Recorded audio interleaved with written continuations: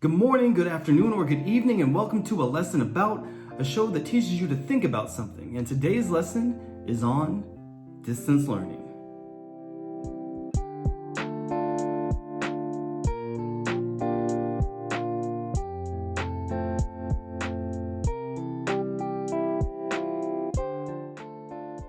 Distance learning is providing education to students who are separated by distance and in which the pedagogical, educational, material is planned and prepared by educational institutions. In other words, it's literally what we are doing right now. It'll be easier for you to follow along if you click the link in the description, or if you're on Edpuzzle, it should pop up now. And for my Spanish speakers, no soy un hablante de español experto. Entonces, si necesita esto en español, haga clic aquí o en la descripción. I hope I didn't butcher that too much.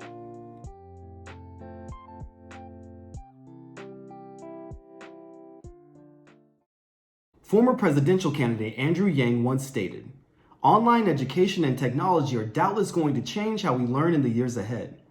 Remote learning is inexpensive and brings down the cost of near universal access." Andrew Yang's quote implies that the internet can be used to improve education. However, not everybody agrees, so think of two different things. Answer this as you do now. Question 1, what is one positive thing about online learning? Question 2, what is one negative thing about online learning? Now, I know you didn't do your do now. You're here listening to this video right now and you did not do it. But I know you did, and I appreciate that.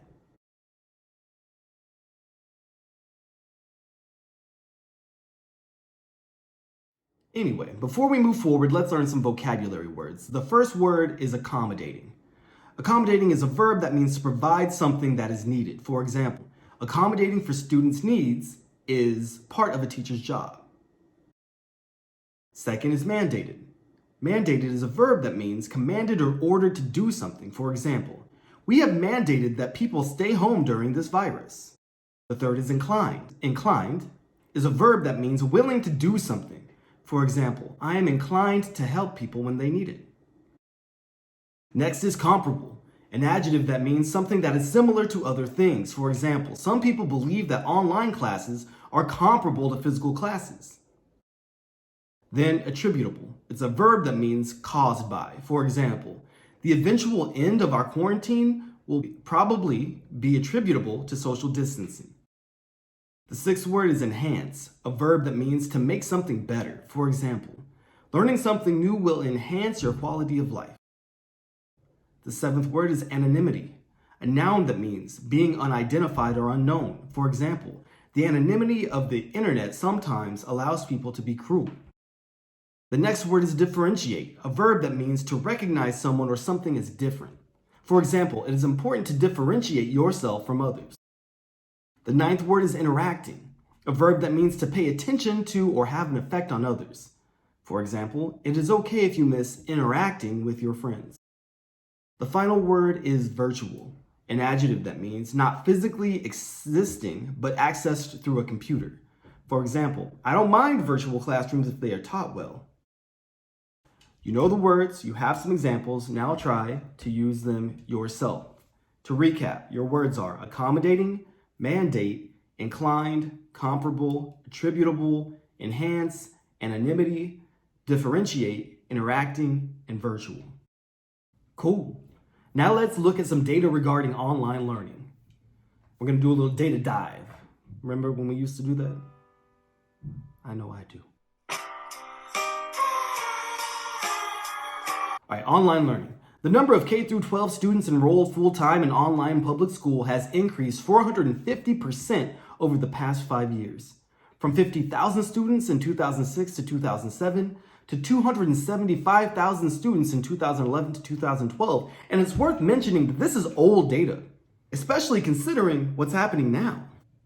I'm sure that those numbers have gone way up. During the 2011 to 2012 school year, it is estimated that 2,500,000 K-12 students took at least one online course. 31 states, including California and Washington, D.C., have statewide full-time online schools. You may not have known this, but you could have already been in an online school. And when all of this went down, if you're in California, this wouldn't have affected you at all. Some factors that may be contributing to that are increasing internet access and costs. So, two more pieces of data. As of 2010, more than 68% of US households have internet access and over 77% have a computer, making it easier for students to get online for school. The average annual cost to educate a student online is $6,400, compared to an average cost of $11,282 per student at a traditional school. That's a savings of nearly $5,000 per student every year. So now let's take a minute, and of the following pieces of data, what was the most interesting or surprising to you and why? Go ahead and let me know. Nice. All right, everyone, it's time to read. Look at this dude. Wait till you see. It's time to read. No. We will read 3 texts today. The first text is called Cyber Students. Should students be required to take online courses? By Adele Berkenes and Dante Brown. Click the link in the description or here to follow along. Anything's mispronounced? I'm sorry. Here, what it looks like, my copy looks like this because we're using the English 3D curriculum. However, yours will just be on screen. So, should students be required to take online courses? By Adele Berkenes and Dante Brown. Stash your pencils, pens, and notebooks. Students across the country are making the grade without ever setting foot inside a classroom with online courses. Most middle schools and high schools that offer online classes do not require students to take them. But 4 states require high school students to pass at least 1 online course to graduate: Michigan, Florida, Alabama, and Idaho. Starting in 2012, Idaho will require all incoming high school freshmen to pass 2 such courses to graduate, making it the first state to require 2 online credits. Editor's update: in November 2012, this legislation was repealed, so it's no longer valid, but it may be now. Supporters of the law say that online classes help prepare students for the digital world. Proponents also argue that online classes can save school districts money by allowing students to take classes from home and accommodating larger class sizes. Critics of the requirements argue that they may harm some students' educations. They worry that the online classes do not serve the needs of the students who need individualized attention. Should students be required to take online courses? Current event student reporters Adele Berkenes and Dante Brown each keyed in aside. All right, so when you key in on something, you kind of break it down. That's what that means. All right, the first part is log on. The author of this part is Adele Berkenes. Most students are adept at playing computer games, social networking, emailing, and doing homework on the computer. So why not have them spend some of that time getting credit for a class? A recent survey published by the Sloan Consortium showed that 31% of students in college take at least 1 course online. If students are required to take online courses to graduate, they will have an easier time adjusting to college and the workplace. Online courses also enrich the learning experience. All right, so right now, if we did not know her position initially, we know now that Adele is into online courses. Let's continue.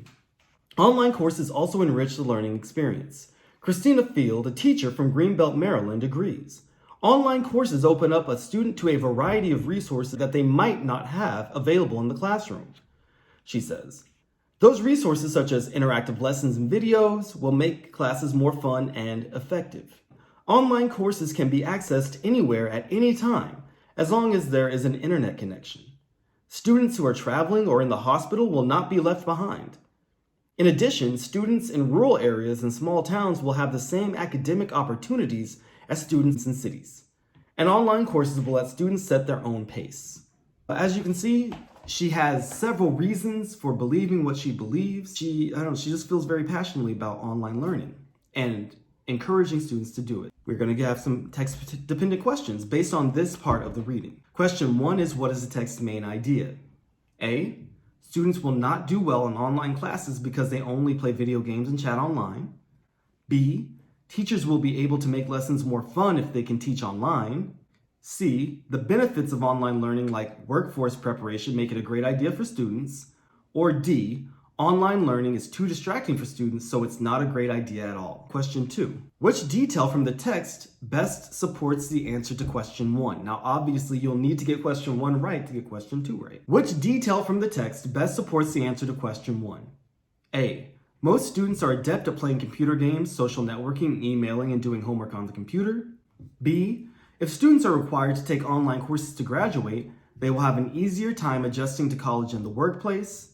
C, online courses open up a student to a variety of resources that they may not have available in the classroom. And D, finally, online courses can be accessed anywhere at any time as long as there is an internet connection. Great answers. I can't tell you if you're correct. The second text is part of the same bigger article by Dante Brown. So let's hear another side of the story. Power down. Students should not be mandated to take online classes in order to complete high school. Yes, students already spend a great deal of time online, but they spend that time chatting with their friends, playing computer games, and using social networks. How does anyone expect students to curtail their online activities and use online time to earn school credits? I understand that online classes are a norm on college campuses, but we are still kids. School is the place where we learn to interact with one another. School is where we learn to hold meaningful discussions and to read one another's body language and facial expressions. Online classes defeat that purpose.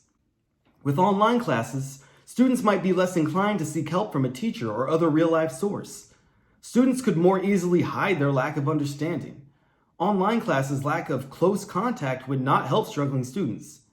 Nareda Crandall, a college counselor in New York City, agrees. Online classes take a great deal of discipline and focus. She says, many high school students have not developed the skill set necessary to be successful in this type of learning. All right, similar, comparable questions for this portion. So what is this text's main idea?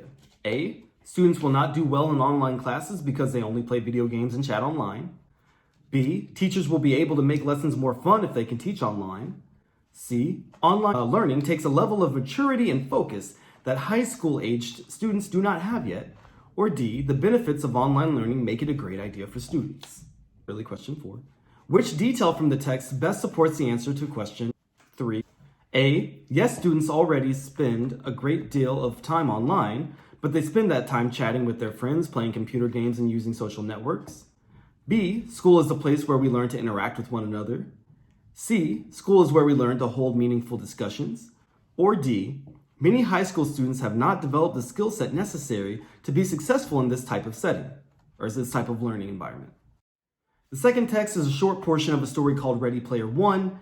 I loved the book, actually, when I first read it, and I thought the movie was just okay. In any event, it deals with, at least in part, the difficulties of going to school and the benefits of online schooling. I will read the excerpt and then we'll answer some questions together. Ready Player One by Ernest Cline. My avatar materialized in front of my locker on the second floor of my high school, the exact spot where I'd been standing when I'd logged out the night before. I glanced up and down the hallway. My virtual surroundings looked almost, but not quite real. Everything inside the oasis was beautifully rendered in 3 dimensions. Unless you pulled focus and stopped to examine your surroundings more closely, it was easy to forget that everything you were seeing was computer generated, and that was with my crappy school-issued Oasis console. I'd heard that if you accessed the simulation with a new state-of-the-art immersion rig, it was almost impossible to tell the Oasis from reality. I touched my locker door, and it popped open with a soft metallic click. The inside was sparsely decorated. A picture of Princess Leia posing with a blaster pistol. A group photo of the members of Monty Python in their Holy Grail costumes. James Halliday's Time magazine cover. I reached up and tapped the stack of textbooks on the locker's top shelf and they vanished, then reappeared in my avatar's item inventory. Aside from my textbooks, my avatar had only a few meager possessions. A flashlight, an iron short sword, a small bronze shield, and a suit of banded leather armor. These items were all non-magical and of low quality. But they were the best I could afford. Items in the Oasis had just as much value as things in the real world, sometimes more. And you couldn't pay for them with food vouchers. The Oasis credit was the coin of the realm, and in these dark times, it was also one of the world's most stable currencies, valued higher than the dollar, pound, euro, or yen. A small mirror was mounted inside my locker door, and I caught a glimpse of my virtual self as I closed it. I designed my avatar's face and body to look more or less like my own. My avatar had a slightly smaller nose than me, and he was taller, and thinner, and more muscular. And he didn't have any teenage acne. But aside from these minor details, we looked more or less identical. The school's strictly enforced dress code required that all student avatars be human, and of the same gender and age as the student. No giant hermaphrodite demon unicorn avatars were allowed. Not on school grounds, anyway. You could give your Oasis avatar any name you liked, as long as it was unique. Meaning, you had to pick a name that hadn't already been taken by someone else. Your avatar's name was also your email address and chat ID, so you wanted it to be cool and easy to remember. Celebrities had been known to pay huge sums of money to buy an avatar name they wanted from a cyber squatter who had already reserved it. When I'd first created my Oasis account, I'd named my avatar Wade the Great. After that, I kept changing it every few months, usually to something equally ridiculous. But my avatar now had the same name for over 5 years. On the day the hunt began, the day I decided to become a Gunter, I renamed my avatar Parzival, after the knight of Arthurian legend who had found the Holy Grail. The other more common spellings of the knight's name, Percival, had already been taken by other users. But I preferred the name Parzival, anyway. I thought it had a nice ring to it. People rarely use their real names online. Anonymity was one of the major perks of the Oasis. Inside the simulation, no one knew who you really were, unless you wanted them to. Much of the Oasis's popularity and culture were built around this fact. Your real name, fingerprints, and retinal patterns were stored in your Oasis account. But gregarious simulation systems kept that information encrypted and confidential. Even GSS's own employees couldn't look up an avatar's true identity. Back when Halliday was still running the company, GSS had won the right to keep every Oasis user's identity private in a landmark Supreme Court ruling. When I'd first enrolled in the Oasis public school system, I was required to give them my real name, avatar name, mailing address, and social security number. That information was stored in my student profile, but only my principal had access to that. None of my teachers or fellow students knew who I really was, and vice versa. Students weren't allowed to use their avatar names while they were at school. This was to prevent teachers from having to say ridiculous things like, "Pimp grease, please pay attention." Instead, students were required to use their real first names, followed by a number to differentiate them from other students with the same name. When I enrolled, there were already 2 other students at my school with the first name Wade, so I'd been assigned the student ID of Wade 3. That name floated above my avatar's head whenever I was on school grounds. The school bell rang, and a warning flashed in the corner of my display, informing me that I had 40 minutes until the start of first period. I began to walk my avatar down the hall, using a series of subtle hand motions to control its movements and actions. I could also use voice commands to move around, if my hands were otherwise occupied. I strolled in the direction of World History classroom, smiling and waving to the familiar faces I passed. I was going to miss this place when I graduated in a few months. I wasn't looking forward to leaving school. I didn't have the money to attend college, not even one in the Oasis, and my grades weren't good enough for a scholarship. My only plan after graduation was to become a full-time Gunter. I didn't have much choice. Winning the contest was my one chance of escaping the stacks. Unless I wanted to sign a 5-year internment contract with some corporation. And that was about as appealing to me as rolling around in broken glass in my birthday suit. As I continued down the hallway, other students began to materialize in front of their lockers, ghostly apparitions that rapidly solidified. The sound of chattering teenagers began to echo up and down the corridor. Before long, I heard an insult hurled in my direction. "Hey, hey, if it isn't Wade 3, I heard a voice shout. I turned and saw Todd 13, an obnoxious avatar I recognized from my Algebra 2 class. He was standing with several of his friends. "Great outfit, Slick," he said. "Where did you snag the sweet threads?" My avatar was wearing a black t-shirt and blue jeans, one of the default skins you could select when you created your account. Like his Cro-Magnon friends, Todd 13 wore an expensive designer skin, probably purchased in some off-world mall. "Your mom bought them for me," I retorted without breaking my stride. "Tell her I said thanks. The next time you stop home to breastfeed and pick up your allowance." Childish, I know. But virtual or not, this was still high school. The most childish an insult, the more effective it was. My jab elicited laughter from a few of his friends and some other students standing nearby. Todd 13 scowled, and his face actually turned red, a sign that he hadn't bothered to turn off his account's real-time emotion feature, which made your avatar mirror your facial expressions and body language. He was about to reply, but I muted him first, so I didn't hear what he said. I just smiled and continued on my way. The ability to mute my peers was one of my favorite things about attending school online, and I took advantage of it almost daily. The best thing about it was that they could see that you'd muted them, and they couldn't do a damn thing about it. There was never any fighting on school grounds. The simulation simply didn't allow it. The entire planet of Ludus was a no PvP zone, meaning no player versus player combat was permitted. At this school, the only real weapons were words, so I'd become skilled at wielding them. I'd attended school in the real world up until the 6th grade. It hadn't been a very pleasant experience.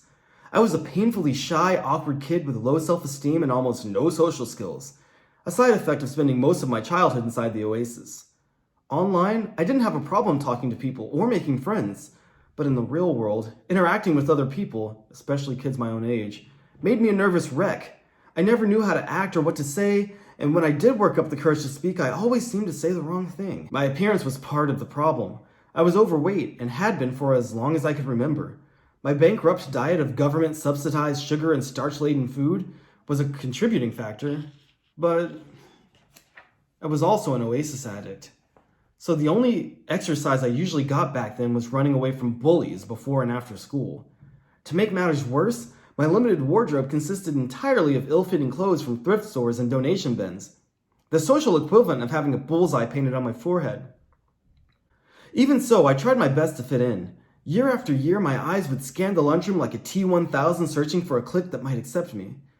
But even the other outcasts wanted nothing to do with me. I was too weird, even for the weirdos. And girls? Talking to girls was out of the question. To me, they were like some exotic alien species, both beautiful and terrifying. Whenever I got near one of them, I invariably broke out in a cold sweat and lost the ability to speak in complete sentences. For me, school had been a Darwinian exercise, a daily gauntlet of ridicule, abuse, and isolation. By the time I entered 6th grade, I was beginning to wonder if I'd be able to maintain my sanity until graduation, still 6 long years away.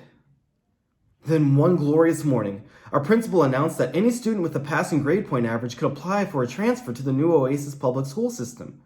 The real public school system, the one run by the government, had been an underfunded, overcrowded train wreck for decades, and now the conditions at many schools had gotten so terrible that every kid with half a brain was being encouraged to stay at home and attend school online. I nearly broke my neck sprinting to the school office to submit my application. The real public school system, the one run by the government, had been an underfunded, overcrowded train wreck for decades, and now the conditions at many schools had gotten so terrible that every kid with half a brain was being encouraged to stay at home and attend school online. I nearly broke my neck sprinting to the school office to submit my application. It was accepted, and I transferred to Oasis Public School 1873 the following semester. Prior to my transfer, my Oasis avatar had never left the Incipio, the planet at the center of Sector 1, where new avatars respawned at the time of their creation. There wasn't much to do on Incipio except chat with other noobs or shop in one of the giant virtual malls that covered the planet. If you wanted to go somewhere more interesting, you had to pay a teleportation fare to get there, and that cost money. Something I didn't have. So my avatar was stranded on Incipio. That is, until my new school emailed me a teleportation voucher to cover the cost of my avatar's transport to Ludus, the planet where all of the Oasis public schools were located. There were hundreds of school campuses here on Ludus, spread out evenly across the planet's surface. The schools were all identical because the same construction code was copied and pasted into a different location whenever a new school was needed. And since the buildings were just pieces of software, their design wasn't limited by monetary constraints or even by the laws of physics. So every school was a grand palace of learning, with polished marble hallways, cathedral-like classrooms, zero-G gymnasiums, and virtual libraries containing every school board-approved book ever written. On my first day at OPS 1873, I thought I'd died and gone to heaven. Now instead of running a gauntlet of bullies and drug addicts on my walk to school each morning, I went straight to my hideout and stayed there all day. Best of all, in the Oasis, no one could tell that I was fat, that I had acne, or that I wore the same shabby clothes every week. Bullies couldn't pelt me with spitballs, give me atomic wedgies, or pummel me by the bike rack after school. No one could even touch me. And here, I was safe. Now reread the excerpt from Ready Player One, then answer the following 2 questions in Edpuzzle. Which piece of evidence proves the claim that Wade did not like going to high school physically? A. The ability to mute my peers was one of my favorite things about attending school. B. The school's strictly enforced dress code required that all student avatars be human and of the same gender and age as the student. C. I was also an Oasis addict, so the only exercise I usually got back then was running away from bullies. Or D, by the time I entered 6th grade, I was beginning to wonder if I'd be able to maintain my sanity until graduation. Then the next question is, would you be willing to go to school in the Oasis? Why or why not? Use a quote from the text to support your opinion. Alright, you made it to the last text. You're actually going to read this one on your own, so use this text to complete your question of the week. Please answer the question of the week in the form of a 5-sentence CER paragraph. The question is, we are currently in a situation that forces us all to learn in an online setting. However, do you think it should be mandatory that high school students all take at least one class online? Why or why not? Use evidence from any of the 3 texts to justify your answer. So this is my exemplar. In my opinion, it should not be mandatory that high school students all take at least one class online. I feel this way because online learning does not appropriately address certain needs every student may have. For example, in the article Cyber Students, Should Students Be Required to Take Online Courses? The author states that, with online classes, students might be less inclined to seek help from a teacher or other real-life source. Brown, paragraph 9. This suggests that classes taught online will not help every student. In conclusion, high school students should not be expected to complete one online class, as it will inevitably hurt some students in the long run. All right, if you finished that last question, that's it for today. Thank you for listening and following along, and that was A Lesson About with me, your teacher. Hope to see you soon.